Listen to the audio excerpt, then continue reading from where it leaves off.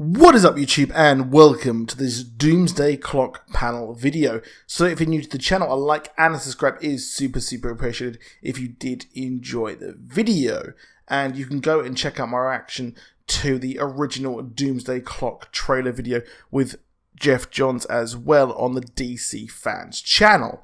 So Doomsday Clock had a panel last night which was nothing short of mind-blowing. I have to say, Jeff Johns is an absolute dude, and I could listen to him talk for absolutely ages, and I just love to pick his brains. I loved the interview, it was fantastic, and we got the first 6 pages of the comic as well, and you can go and check that out in full as well on DC's website, which I'm going to put some images throughout this video as well while I'm talking.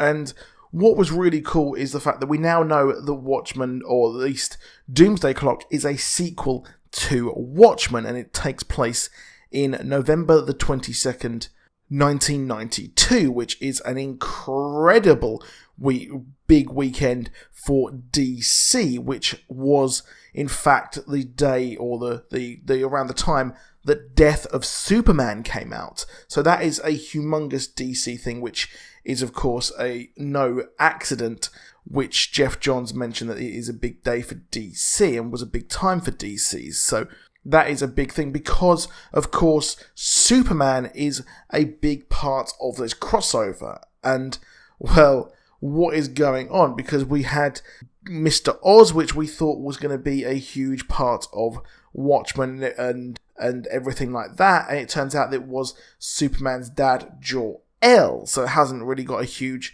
link in to Doomsday Clock, which I thought was a bit of a shame. But Doomsday Clock is going to be its own 12-issue self-contained event. So this event will have no crossovers. You won't have to read like some random issue of Superman and Action Comics to understand what was happening in the 3rd page of issue 3 of Doomsday Clock. No, Jeff Johns said all you're going to need to know really is the Watchmen story. So a lot of people who are kind of casual comic book fans who have just read Watchmen and that is it, or kind of like just the Killing Joke or the major kind of story arcs, doesn't pick up comics every week. You can pick up this story and just dive in because everyone's going to know exactly who Superman and Batman are. So Superman, Batman and the Flash are kind of the big parts of DC who are crossing over into this event, and that is it. Or we will have some sort of the Justice League as well.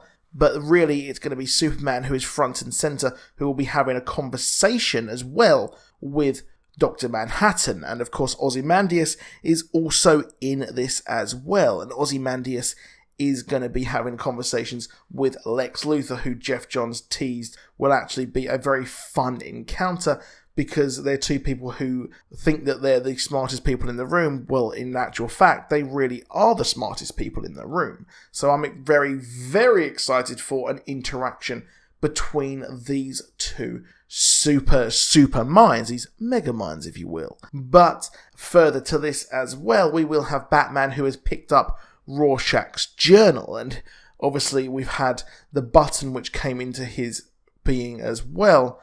And one thing that is curious here is that I'm kind of the mind as well that if this is taking place on the weekend or the time that Death of the Superman came out as well, well then perhaps what if that event was so big that Dr. Manhattan was able to actually intervene in this universe and bring him back and orchestrate the events that brought Superman back to this world. So, and perhaps that Dr. Manhattan went missing after the events of Watchmen, after the huge machinations by Ozymandias, and perhaps what if he went off and disappeared into the DC universe, engineering everything that has happened since then. And perhaps he decided that, well, what I can do is I can orchestrate New 52 to create a more structured world. That is a huge theory that I've got there, and it possibly might not actually come to